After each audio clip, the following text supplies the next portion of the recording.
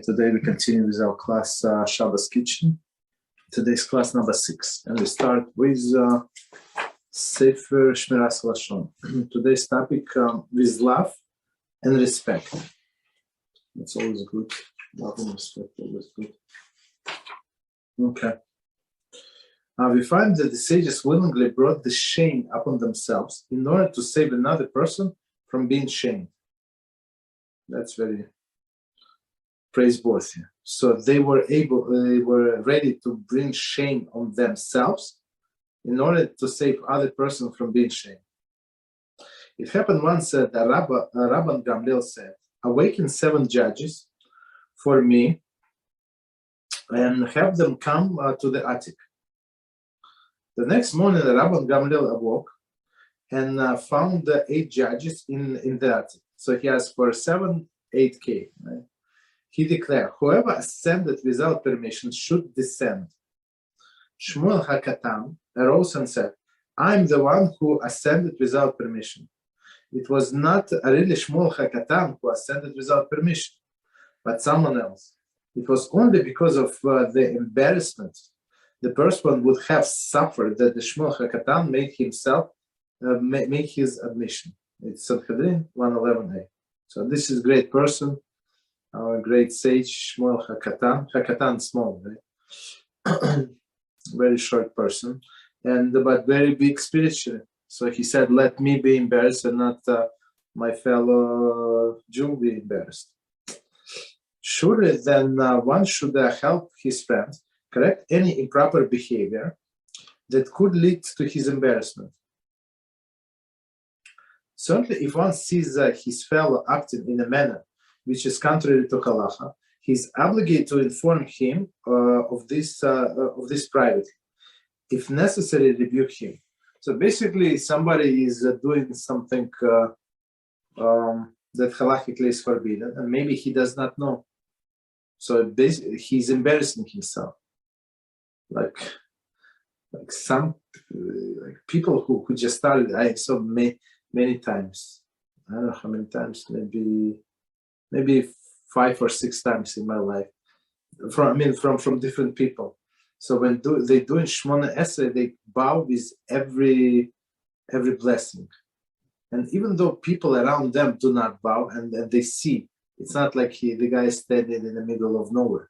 No, he stands in the minyan, and everybody bows only these 4 times, but he bows with every blessing. So, and somehow, it was not my shul.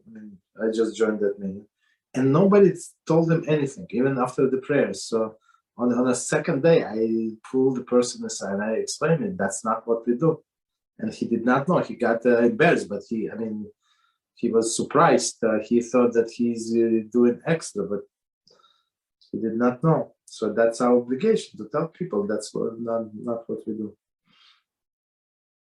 And another place, I don't know, I told only 2 people.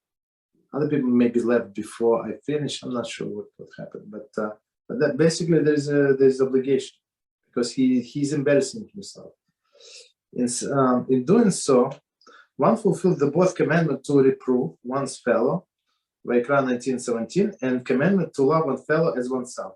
So basically, it's the easier thing. It just keep quiet and let this person be embarrassed, and everybody would laugh. No, not everybody, but there's always people who make fun of others. When one helps his fellow to improve his divine service, he brings great satisfaction, as it were to HaShem. Of course, HaShem is not affected with our deeds to the good or to the bad. He's perfect with or without us, right? So, but as it were, so HaShem would, if in human terms, right? If you can, so for us to understand, so he would derive pleasure when we help each other. Conversely, when one disparages his fellow before the others for having behaved incorrectly, what does the one above gain from this? Right? So, he embarrassed another fellow. That's not what we do. In some instances, you're obligated. We're obligated to embarrass somebody, but most of the case, it's not shown. Okay. So we continue Shabbos kitchen. Yeah. Shabbos kitchen, and we are still on chapter number 3, page 49. It's a new edition book. And let me read the summary of what we said last time, so that we can continue from here. So last time we said, so the title of the chapter is Immersing Foods in the Hot Vessels. Okay, the summary. Pre-cooked seasoning may be added to dry foods, even if clearly shown.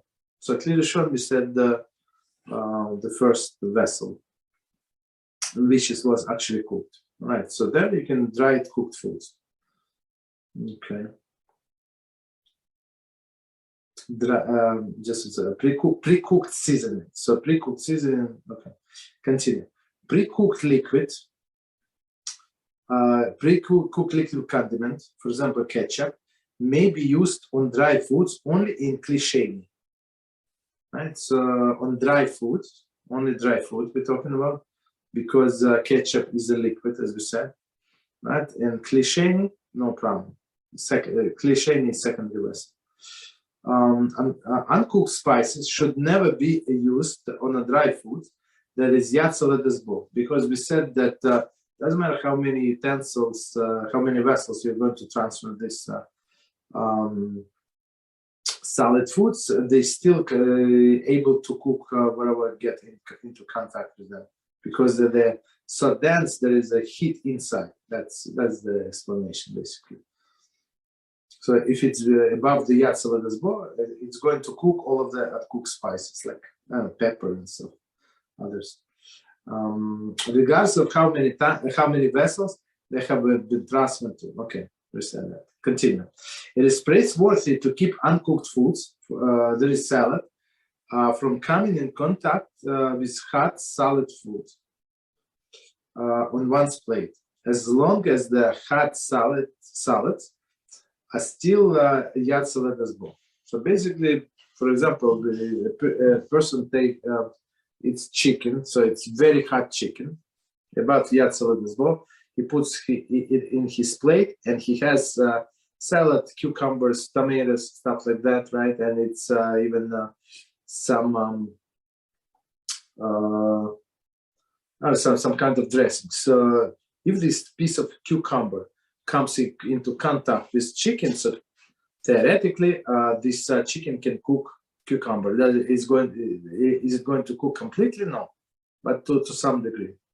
So they say it's praiseworthy not to do that. Okay. So we start in section number 8. It's very interesting section. Status of a ladle. So ladle is a thing where you take the soup, for example, from the pot and put it in your plate. That's the thing. The big spoon ladle. Okay. A ladle not left in a pot. Okay. If ladle is used to take soup from a pot, which is clearly shown, so it was a pot of soup that was on a blech, right? We take the soup from the blech, right? So this pot is clearly shown, meaning the primary vessel, the first vessel, clearly shown. So one more time. If ladle is used to take soup from the pot, which is clearly shown, but is not dipped in many times in succession, and is not left in a pot between the servings, a question arises regarding its status. Some poskim say that the ladle is klisheni, making the bowl in which the soup is served is klishlishi. According to this opinion, it would be permissible to add baked items or any uncooked spices into to the bowl of soup. Okay, so let's try to understand. So we have this ladle, and let's say it's made of metal to make it simpler, right? So because metal actually is going to keep the heat better, right? So if it's wood, that's different story. Right? The wood is not such a good conductor, so it's not going to keep heat. But let's say it's metal, right? Ladle made of metal, and it's cold. And what does it mean cold? That he's not keeping this ladle in a pot. So he took like spoon. Let's say it's a huge ladle. So meaning even 2 times is enough to make like to fill the bowl. Let's say, right? So what they tried, the author is trying to say that this ladle is not going to heat up. So it's going to be cold technically, right? So if you need only two ladles to fill the bowl, so of course it's going to be cold, right? If you need many of them, so maybe they say in many succession you go in and out, so basically it can get hot. So maybe they say in this case it would be like Haloshon, like first vessel. But if it's cold, if it's only a few times and you need to fill the bowl, and between the bowls you would put it down, not in a pot, but somewhere on a plate, right? So in this case, this ladle is cold, and they say in this case the ladle is considered to be klisheni, secondary vessel, and our bowl, right, is a klishlishi, meaning the third vessel. So in the third vessel, we say there is no cooking after cooking, no cooking after baking in the third vessel, unless, as I said, some exception, these tea leaves and others. Okay. But others are not going to get cooked in a third vessel. So that's the thing. So that's one opinion. Other poskim rule that since the ladle is placed in a Haloshon, the pot, it too is treated as Haloshon. According to this view, the bowl is only klisheni, and it is forbidden to put baked items or uncooked spices into it. Okay. So let's try to understand second opinion. So second opinion said, no, come on, what are you talking about? If this law is, if this ladle goes into this pot, so it's like a pot, right? As we said before, the definition, when we say Haloshon, it does not mean, we don't mean that the pot itself, but we said the contents of the pot. That's what it means. That's what we mean by Haloshon. Even though we say Haloshon on the pot, but we mean the contents of the pot. So here we say if the ladle, second opinion, so which is more stricter, right? I guess, right? So that since the ladle is submerged many times in this Haloshon, so it is Haloshon. It's a part of the Haloshon. Same as soup, there is transfer somewhere, it's going to be Haloshon, right? While it's pouring on something. So same as this ladle, right? So this ladle is Haloshon, and it's a primary first vessel, and the bowl is klisheni, second vessel. So you cannot put, let's say, you cannot add matzah or pieces of bread into your bowl of soup. Okay, so two very strong opinions. Okay, continue. In practice, we follow the rule. Following the rule is observed. So, in many times when two strong opinions and there was given on one side and the other side, we're trying to satisfy both opinions if it's possible. Not all, most times it's possible, and we go in the middle of the road. So to satisfy both opinions. So let's see what will we do. Number one, uncooked spices. So uncooked spices we treat, of course, most stringently. Okay.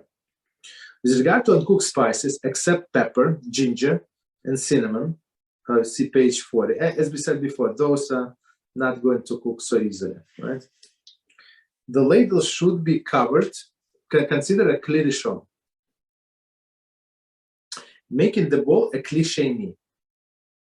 Okay, so meaning, therefore, before adding any uncooked seasoning to the bowl, to the bowl of soup. One must transfer the soup to the kli sheni. Kli sheni. Kli shlishi. Okay, I apologize. In the Torah. So meaning in one bowl, and then from that bowl, transfer to another bowl. Or wait until the soup cools to the temperature that is below Yatzel. So it's one of the two. Let me quickly see page 40. I think it was longer list, but let's see. 1 second. I don't know what else was there. 1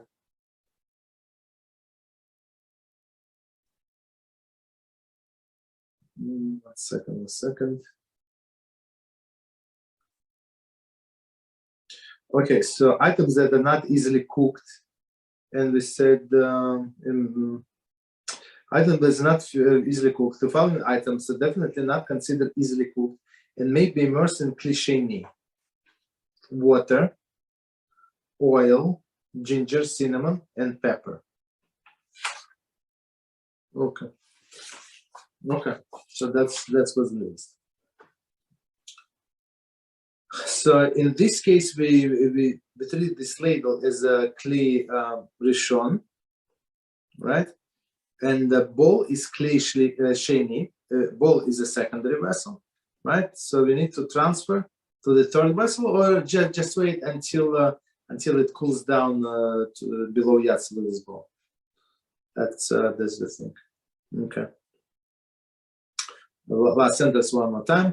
Therefore, before adding any uncooked seasoning to a bowl of soup, one must transfer the soup to a kli shlishi, to the third vessel, or wait until the soup cools to a temperature that is below Yatzel bowl. Okay, number 2, cooked items, baked items. So now we spoke about the ginger and others, except pepper, ginger, cinnamon. Now we're talking about baked items. With regard to the baked items, we may consider the ladle as kli sheni, right? Okay. So in this case, in case number 1, we go more stricter. In this more lenient, right? So we said that with regard to the baked items, one may consider ladle kli sheni and the bowl kli shlishi. So our bowl is actually the vessel number 3. Since the issue of cooking previously baked item is itself subject to debate, so not everybody agree that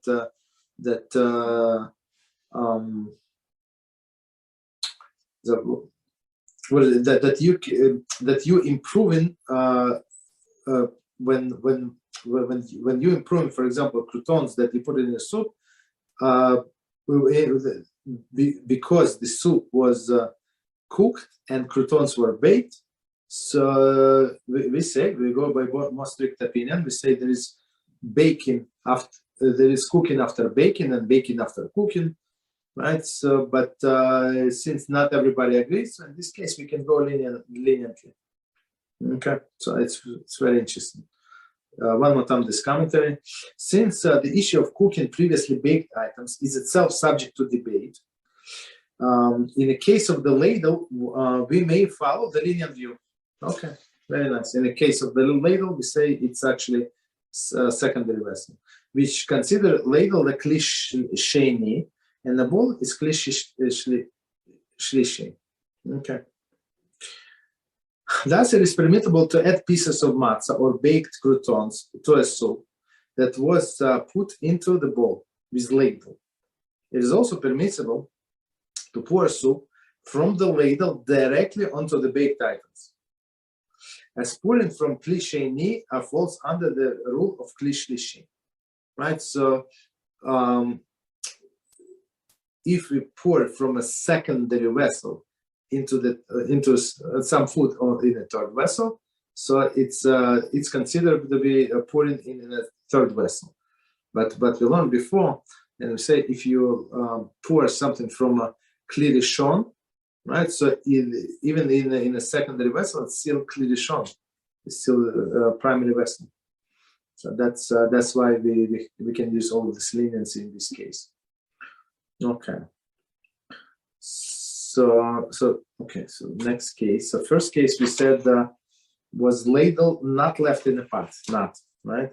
Second scenario, later left in the pot. So meaning, we understand that it would get very hot.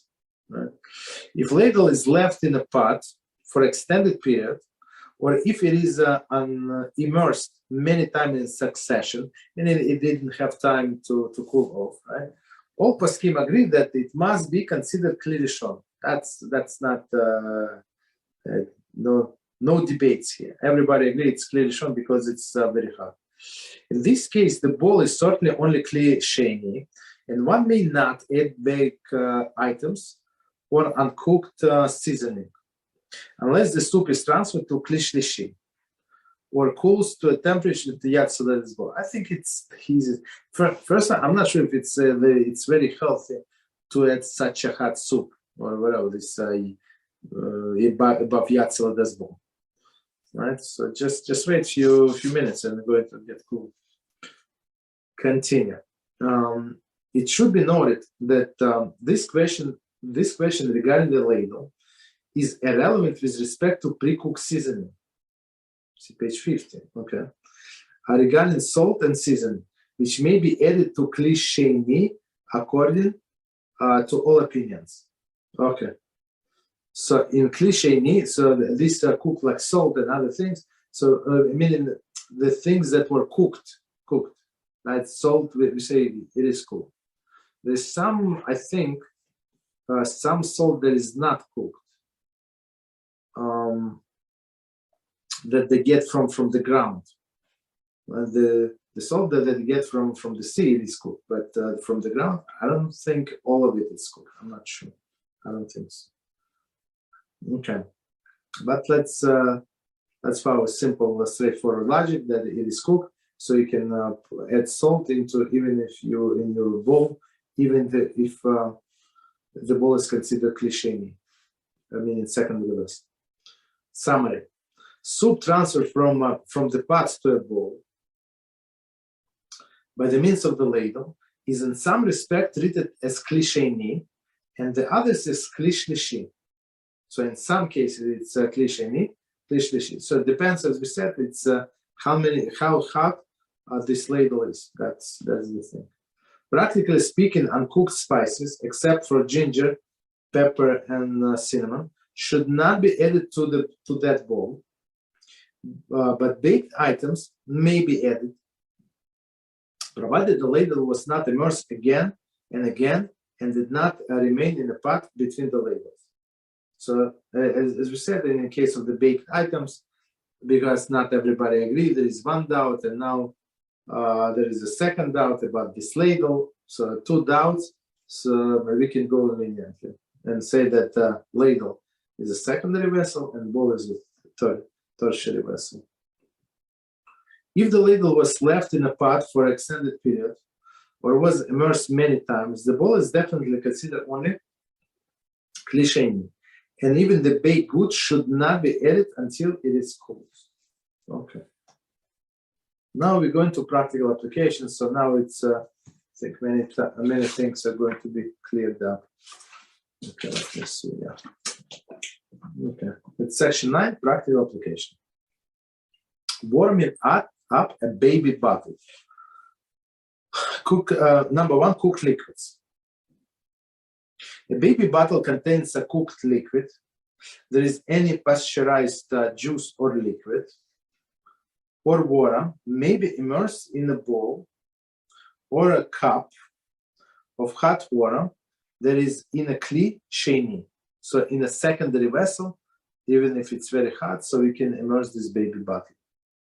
It is also permissible to pour water from the kettle or urn, kli rishon, into the onto the outside of the bottle or a container. Okay. But we say only when this when the water will drain off, not if water is going to be captured in kli sheni. Okay. Continue. Number 2, uncooked liquids. A baby bottle that contains uncooked liquid, with exception of water, may not be immersed in kli sheni. Okay. Because it's going to get cooked, right? But it may be immersed in a kli shlishi, so in a tertiary vessel. However, it is permissible to pour water from a kli rishon into the bottle. Okay. The act of pouring may not be done while bottle is in a bowl, as we just explained. I mean, I'm not sure why they skipped it in the first thing. I'm not sure. Since it will result in the bottle remain immersed in a kli sheni, which is forbidden. So basically, I think the easiest way is just pour the water from kli rishon to kli sheni, and then immerse your bottle into it. I'm not sure why do we have to go all these different ways. Okay.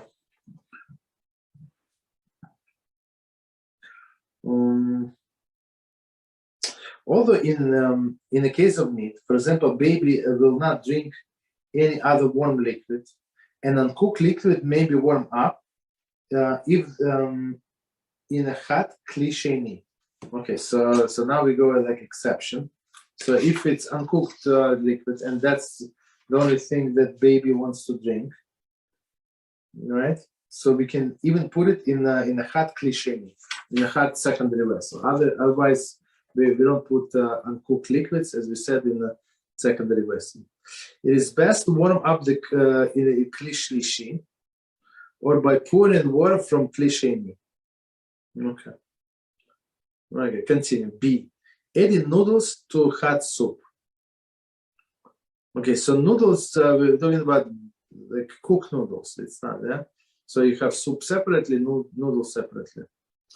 Cooked, cold dry noodles may be added to hot soup that is still in a pot, clearly shown.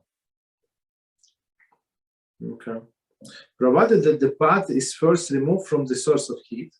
Likewise, one may pour hot soup directly from the kli rishon into the hot cooked noodles. So as we said before, you can warm up. We were talking about chicken. The example was chicken. So you have soup, hot soup, cold chicken. You can put chicken into this pot of food, soup to warm up the chicken. There is no problem whatsoever. So the same way, I mean, they say here that you can put the cold noodles, right? They were cooked, and they were cooked, and the soup was cooked. So basically, there is no prohibition. So to do in warming up in a different way from that was used originally, right? And that's it. So even in a primary vessel, but one thing that we said, it has to be removed from the source of heat. That's very important. Continue. C. Adding croutons, challah, matzah, cookies, or cake to hot liquid. Okay, maybe to coffee, hot coffee, and they want to add dip this cake into the coffee. That's my guess. Okay, number 1. Baked croutons and other baked items. Baked croutons, challah, matzah, cookies, or cake may not be added to a hot liquid that is clearly shown, or kli sheni. So all of these things, since they were baked, right? And we said there is cooking after baking. I mean, yeah. I mean that it is forbidden. So they cannot be added to the primary vessel, to the pot, to original pot, and not to the secondary vessel, not to the secondary vessel. 1 second, okay. So the guest here. Okay. I have a bug here on the wall. Maybe it's a Jewish minishama came to hear our class. Maybe. Okay, maybe they didn't keep kosher last time. The last life, previous life. Okay, maybe. So one more time. So baked croutons, challah, matzah, cookies, or cake may not be added to the hot liquid. So hot, we said the baf yatzla, right? There is in a kli rishon. primary vessel, or kli sheni, right, secondary vessel. However, if a ladle, which was not a kli rishon, not in kli rishon, from extended period of time, there is in between the ladling, and was not submerged again and again, was used to transfer the hot liquid to a bowl, then the baked croutons or the like may be added to the bowl. So it's actually from our previous paragraph that we said. So in some cases, so this ladle, if it's if it was immersed many times or left in this pot of soup, so in this case, this ladle is going to become primary vessel, kli rishon, and meaning that the bowl is going to be kli sheni, and it's going. We said if it's hot enough, it's going to cook all these things. So it's not allowed to add cookies and matzah and all other beautiful things, croutons, right? But if we say it was not immersed, like for a long period of time, and was not left in a bowl, so then it is a secondary vessel, and our bowl is a tertiary vessel, so you can add all of these croutons and matzah and challah into your bowl. One is also permitted to put baked croutons into a bowl and pour a hot soup on them with a ladle. So there is no problem, as we said, because it's a secondary vessel. The same holds true with any baked item. Okay. So continue. Number 2, cooked croutons. So cooked, okay, well, let's see. Cooked croutons may be added directly to the kli rishon, which is of fire. So meaning, in this case, they are dry, right, and they are cooked. Deep fried croutons have the same halakhic status as a cooked food, and therefore may be placed in a kli rishon that is of the fire. So it's very interesting. So in this cook croutons, I mean deep fry in oil. So I have oil. They drop these croutons, and they consider to be fried, meaning cooked, right? So soup is cooked, and this is cooked. These croutons are dry, so you can add them in the same way as we say you can add noodles. You can add these dry croutons into the primary vessel. Of course, same goes for this. We have to take it out of the fire. Okay. So next one, D, salt. Nowadays, in the United States, all salt except rock salt, mine salt is cooked. Okay, so you see, except rock salt. I'm not sure. Do they keep it on rock? I don't think so. I think I'm not sure if we use it in what you call it? For cooking, maybe some for some I don't know, technical things, like they put on the road during the winter. They spray it with salt. Maybe that's how you use that salt. I'm not sure. But on the other hand, there is a Himalayan salt. I'm not sure if it's cooked. Maybe not. Okay. So continue. I mean, it's also preferable to find out and cook the kashrus agency and ask them if it's cooked or not cooked. If you need to use it on Shabbos in this capacity, right? So, but to be on the safe side, if we do it in our bowl, and with ladle is considered to be secondary vessel, or it's below yatzel of this bowl, there is no problem. So you would be saved according to all of the opinions. So okay. So let's see. Okay, so we're now going to discuss salt. Number 1, cooked salt. Cooked salt may be added to hot liquids that are in kli sheni, on the secondary vessel.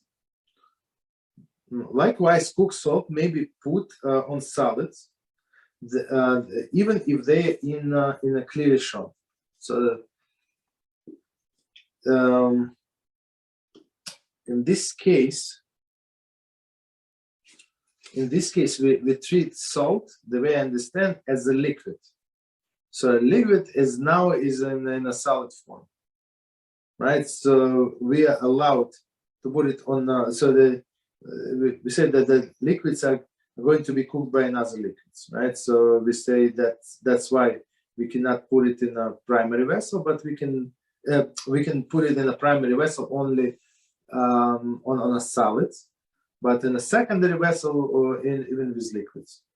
So one more time, just to make sure that we got it correctly. Cooked salt may be added to the hot liquids that are in a kli, so in a secondary vessel. So hot is above yatzal as well. Likewise, cooked salt may be put on salads, even if they are in a clear shon. Okay.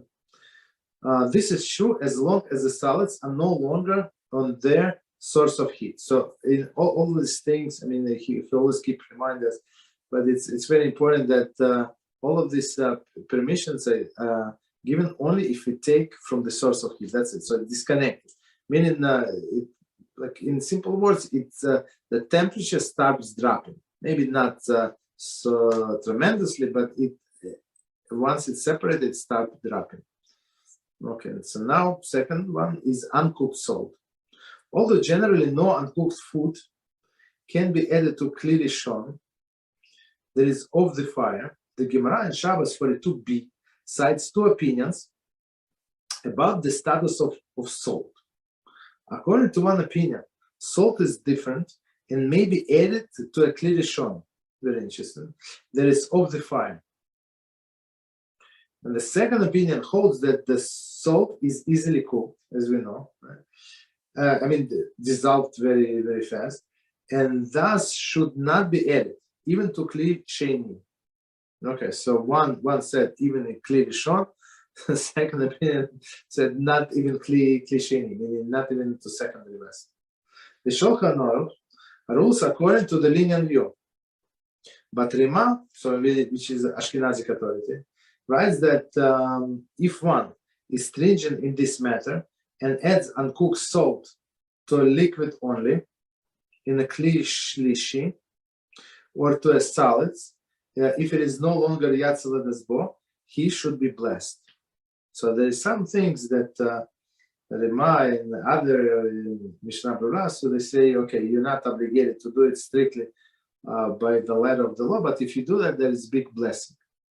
So why should we should not get a big blessing? I'm not sure what people go against. I mean, of course, it's not against it. It's not like breaking any laws, but blessings are also good, especially from people like Rema, right, and Mishnah Berurah.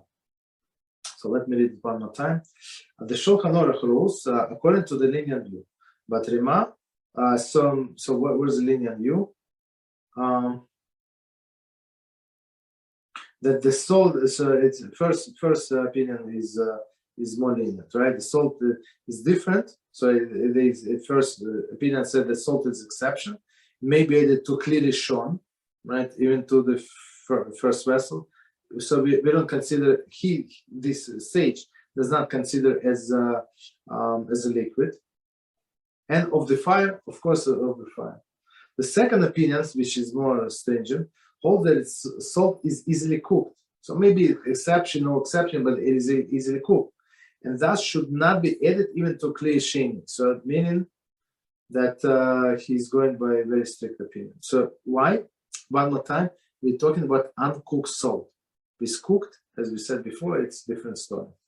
The Shulchan Aruch rules according to the lenient view, but Rema writes that if one is stringent in this manner and adds uncooked salt to a liquid, only in a kli shlishi,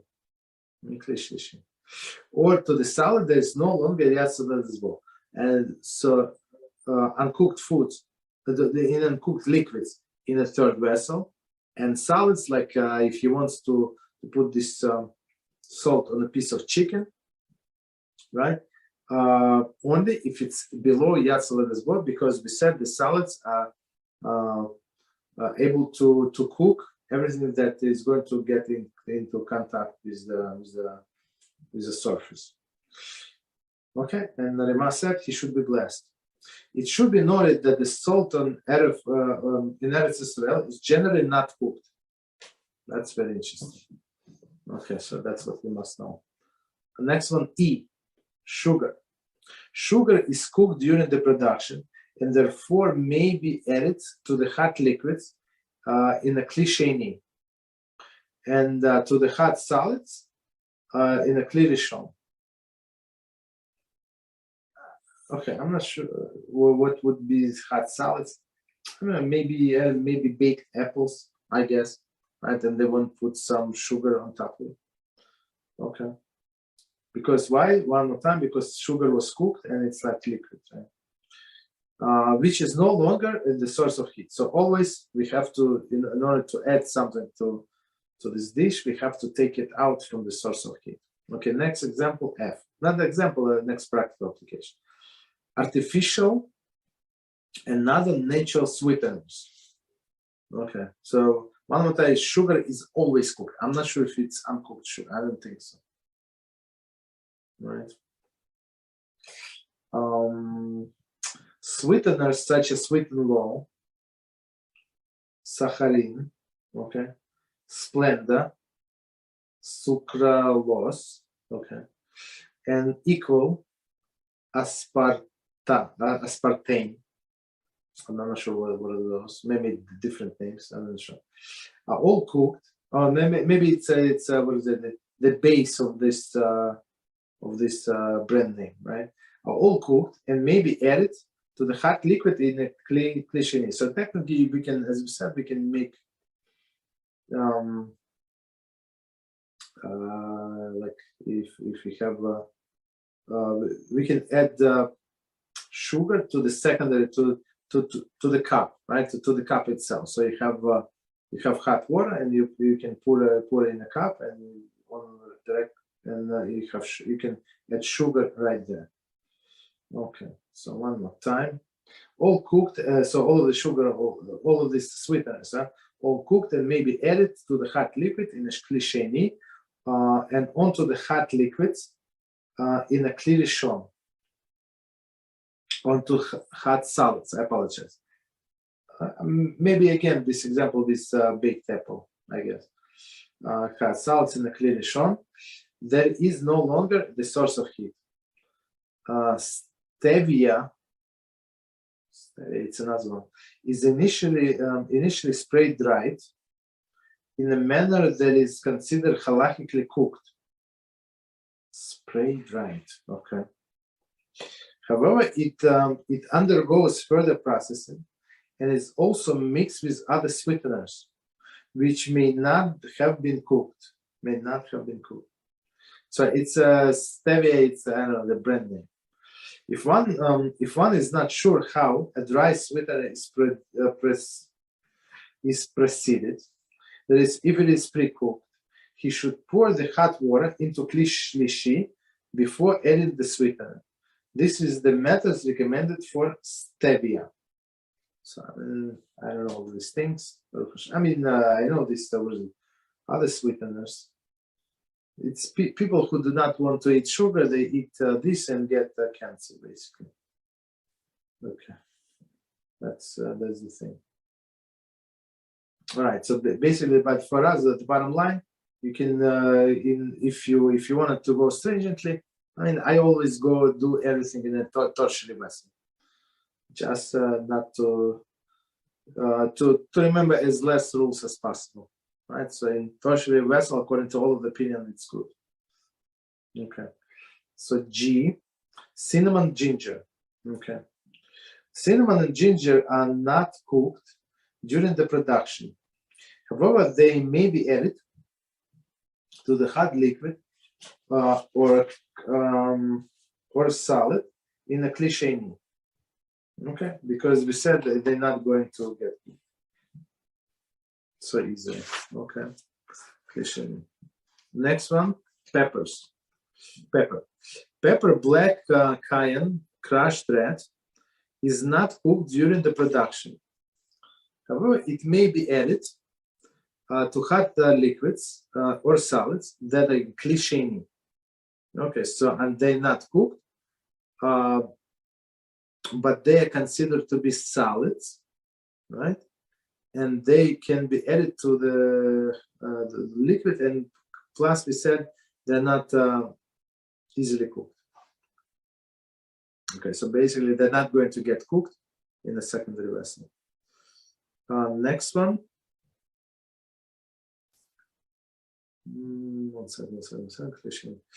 Next one, additional spices and spice mixes. Onion powder and garlic powder are cooked and may be sprinkled onto the liquid in a klisheni. Okay. So because they're dry, right? And onto the hot salads in a Haloshon. There is no longer is the source of heat, so which is understandable. So let's read it one more time. Let's see. I want to finish at least this chapter. Okay, we try to finish. Okay. So one more time. Additional spices and spice mixes. Onion powder and garlic powder are cooked and may be sprinkled onto the liquid in a klisheni, secondary vessel, and onto the hot salads of Haloshon. Right. So in a liquid secondary vessel, on salads in the first vessel, that no longer in a source of heat. Spice mixes, for example, steak seasoning, Kanjan spice, chili powder, may contain some cooked ingredients and some uncooked ingredients. Therefore, before sprinkling the spice mix onto the hot liquid, one must transfer the hot liquid into klisheni. Okay. I'm sorry, I apologize. Klishlishi. So because the spices are not, how could I say it? Some spices are not cooked, and many of them easily cooked, I guess. Right. So it has to be in a third vessel. So if you have ladle, if you consider ladle a secondary vessel, so into your bowl. In regard to the hot salad, one must wait until the food is no longer yatsalada's bowl before seasoning the spice with the mix. As we said, the salads, they keep high temperature, even you transfer many times. Okay. Next one, J, ketchup and other cooked condiments. Ketchup is cooked during production, as are barbecue sauce, and the hot sauce. Okay. They may be added to the hot liquid salad in a klisheni, right? Because they're already cooked, even though they consider to be liquids. They may not be added to a hot liquid in a Haloshon, because they are liquids, right? Even if the pot is off the fire. However, they may be added, poured onto hot liquid, for example, soupy cholent in a klisheni. So if they transfer into the bowl, and let's say this ladle is very hot, so in there you can have this soupy cholent. It's very interesting.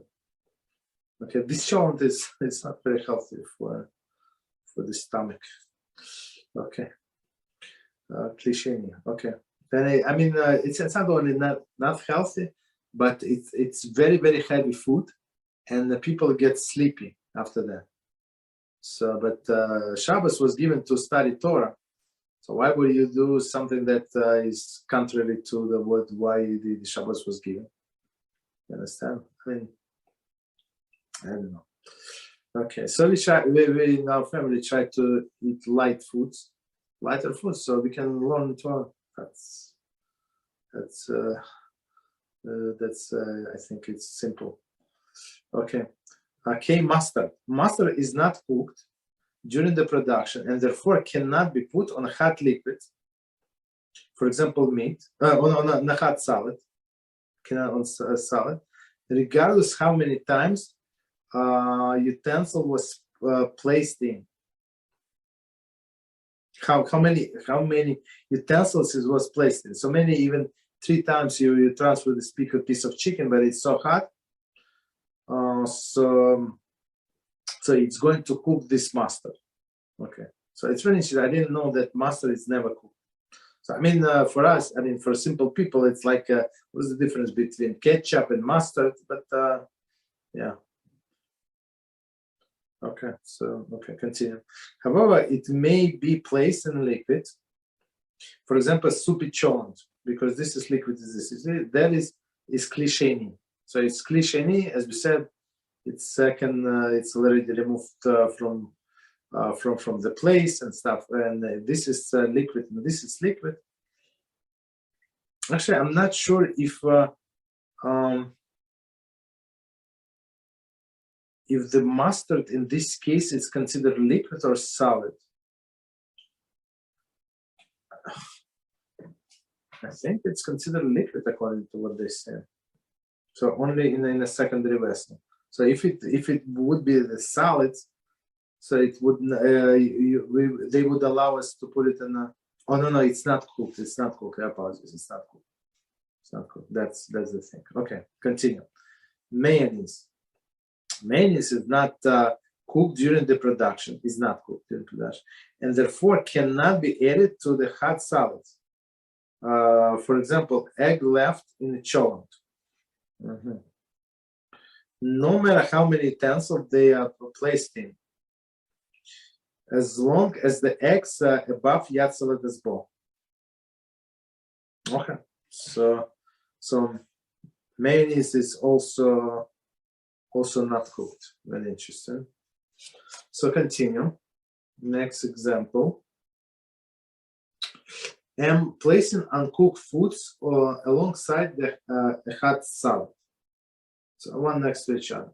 It is praiseworthy not to place pickles, coleslaw, or cucumber salad next to a hot dry cholent, since a piece of kugel or a piece of meat, because they're very hot and they're going to cook this raw vegetables.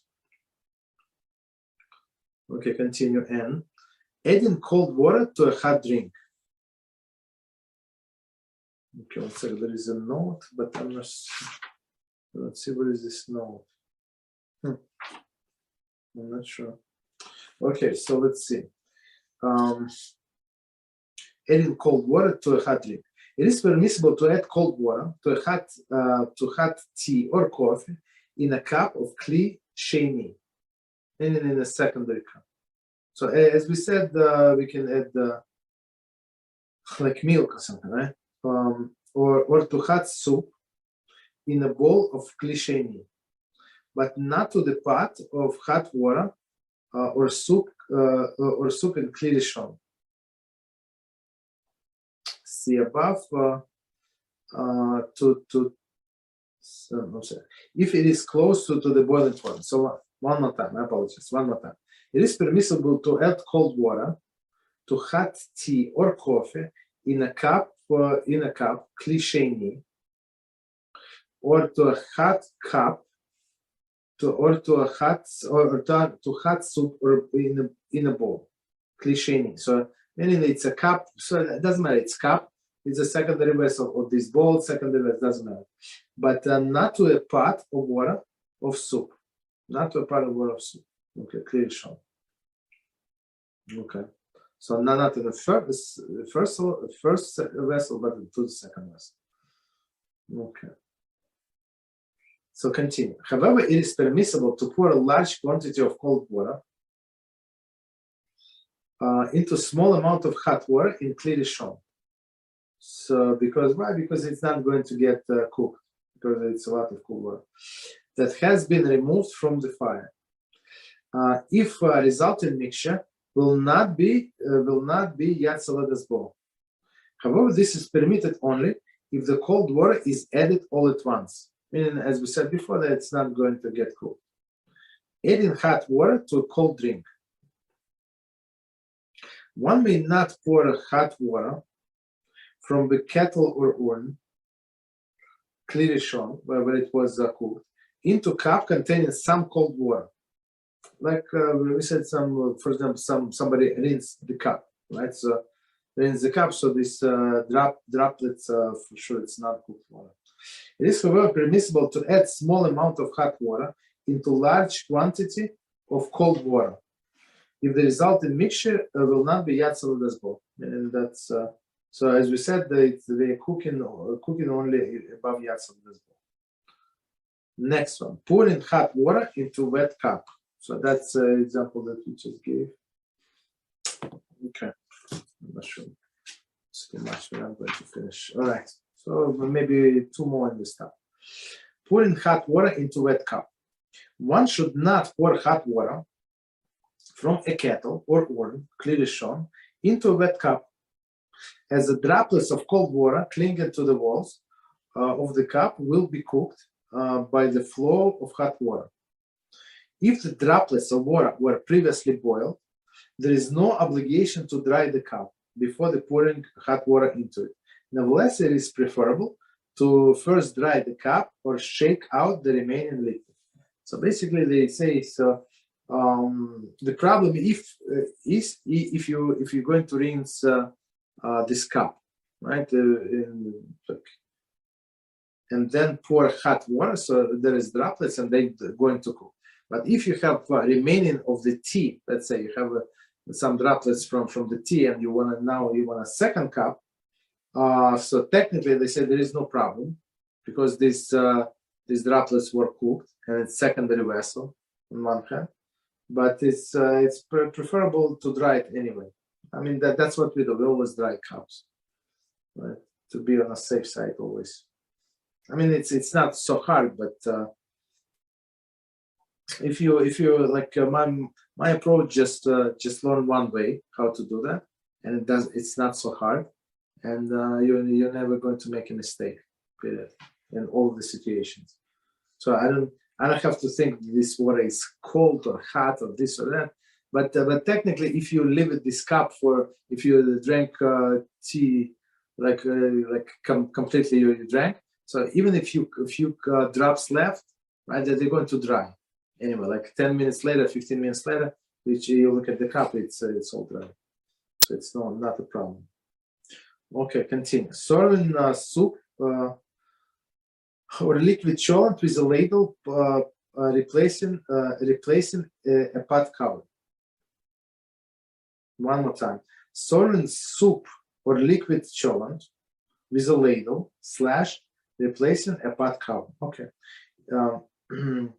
When using ladle to serve soup from a pot, clearly shown, so it's always clearly shown, the ladle should not be allowed to cool between the servings. So here we go. So we say that if it's going to get cool, so and you have droplets on a ladle, so they're not going to get cooked because they cooked, but you're going to warm them up basically. So that's I think the idea. So one more time. When you use a ladle to serve soup from a pot, clearly shown, and the ladle should not be allowed to cool between the servings. If some times elapsed and the ladle did cool off, it is preferable to shake any excess liquid from the ladle before reinserting it into the pot, because as I said, there is a remaining liquid. Or if you put it like on a plate, so I think all of the liquid is going to drain into this plate. Okay, into its pot. This is to avoid recooking the droplets of the cold soup remaining on the ladle. So even though we said there is no cooking after cooking, but since it is it is liquid, that's the issue, right? So there is prohibition against warming up the liquids in the first vessel. Right? That's the thing. The same holds true with replacing the cover on the pot of the hot food, clearly shown. If the cover was left off for a long enough time to cool, it is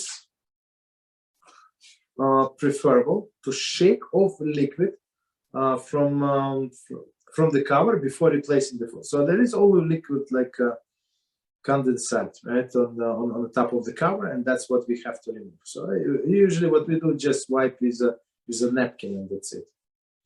There's no problem. If it's still hot, there is no problem. But if it's cool down, so that's the issue.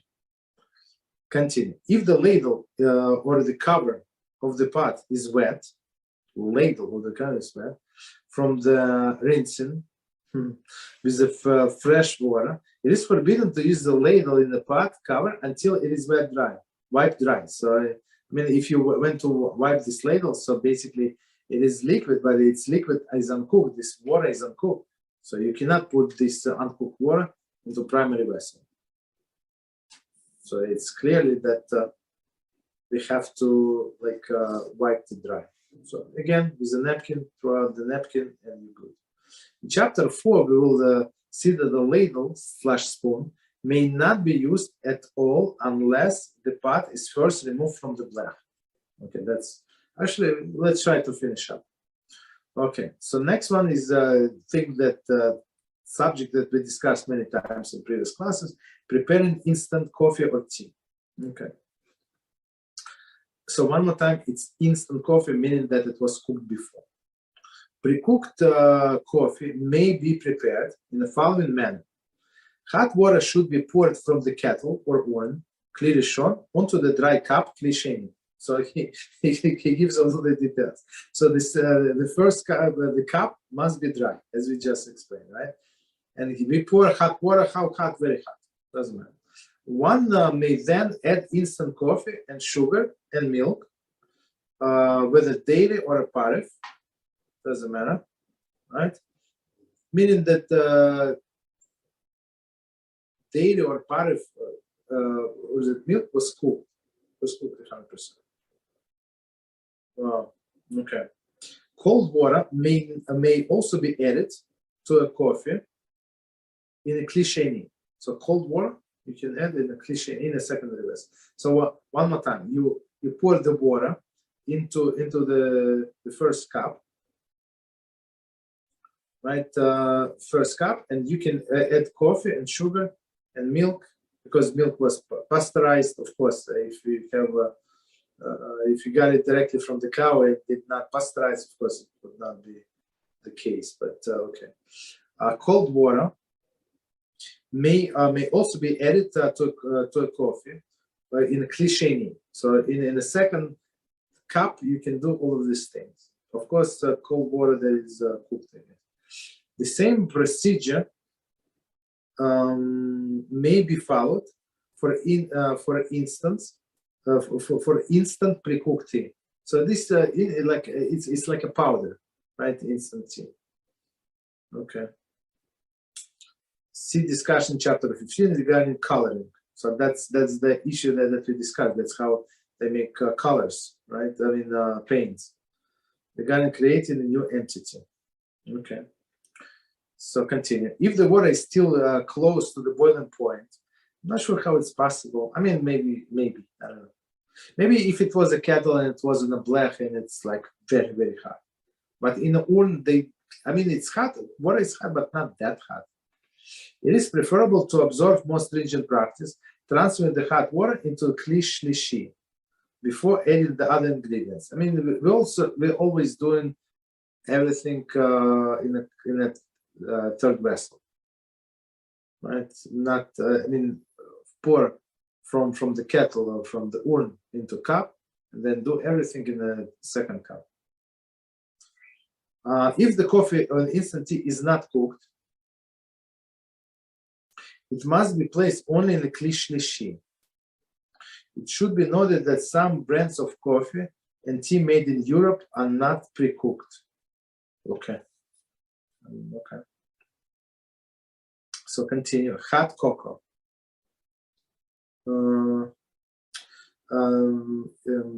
Instant hot cocoa may be prepared the same way as coffee So meaning first you pour water and then you add this cocoa.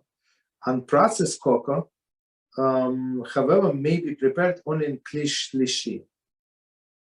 So it is unprocessed cocoa, meaning it's not cooked. Okay, I think that they use it for baking stuff like that. Okay. Next one, tea bags. Tea bags or tea leaves may not be immersed in the hot water. There is that above Yatzel go on Shabbos in any vessel. So we said because it's easily cooked, so in any vessel. Therefore, one should prepare tea essence before Shabbos by putting boiling water over the leaves or the tea bags and stirring them in hot water. So basically, we prepare, and it's so that this mixture is very strong. It's not recommended to drink like this tea essence. But when you make tea, you just add some of hot water and some you mix with this tea essence. If the tea essence is kept hot during Shabbos, there is on a blech, it is best to pour some essence into a glass and then add hot water to it. Okay. If the essence is not kept hot, one must first pour hot water into a cup, klisheni, and then add the tea essence. Because we said, why is that? Same explanation. When we pour something from a klisheni, it's like klisheni. That's why we go. But when we add whatever this liquid, whatever we add from the kli rishon, I'm sorry, I apologize. I said klisheni. So when we pour from original vessel, right, kli rishon, it is the liquid is kli rishon, even if it's secondary vessel, right? I mean, when we pour on something, so it's still important to cook. But in this case, we said first pour the water and then add the other things, so in a secondary vessel, or do everything whatever you want in a tertiary vessel. That's what we do. So one more time, last thing, we're almost finished. If the tea essence is kept hot during the Shabbos, right, on the blech, it is best to pour some essence into the glass and then add the hot water to it. If the essence is not kept hot, one must first pour hot water into cup, right, and of klisheni, and then add the essence. But if you do it in a tertiary vessel, there is no problem. You can do it any way you want. So that's the beauty of it. Instant noodle soup. I don't think you can make it, but let's see. In the case of the need, for example, if one is in a hospital and there is no other food, one may prepare instant noodle soup by pouring the hot water from the klisheni into the noodles, spices and vegetables. Into the noodles, spices and vegetables. I think that the spices and the vegetables, they give it in like separate bags, so you're not obligated to use them. One should make sure that the spices are covered by the noodles to avoid the prohibition of molit. Dissolving the spice by directly pouring hot water. Okay. I mean, okay. Or as I said, don't add the spices. Okay, but or they say it will be covered by food. I guess take off these noodles, put the spices on the bottom, and then put the spices back and pour the water. However, the method of preparation varies from one country to another, and or one brand to another in regard to these soups. Therefore, one should consult halakhic authorities for final ruling. The way I understand this noodle soup, they're cooked completely, but these spices, I'm not sure they cook, like pepper and other things. Okay, so we can stop here. So we got up to chapter number 4. Any questions, or we stop here? Okay, so we'll stop here. So good night until tomorrow, Beezrat HaShem. Going to learn Kitzur.